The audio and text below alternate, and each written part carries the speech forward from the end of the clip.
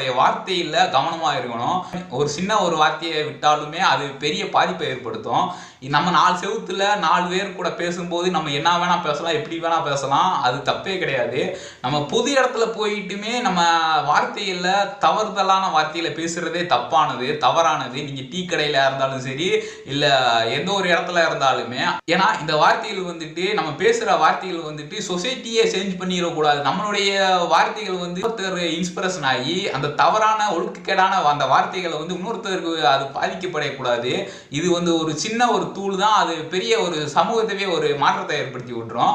இப்படிப்பட்ட ஒரு பேச்சுல அவ்வளவு கவனம் இருக்கணும். ஆனா இப்படிப்பட்ட ஒரு நபர் வந்துட்டு மேடை பேச்சுல மேடையில ஏறி அவ்வளவு தைரியமா ஒரு வாய் கூசாம இப்படி பேசுறாரு.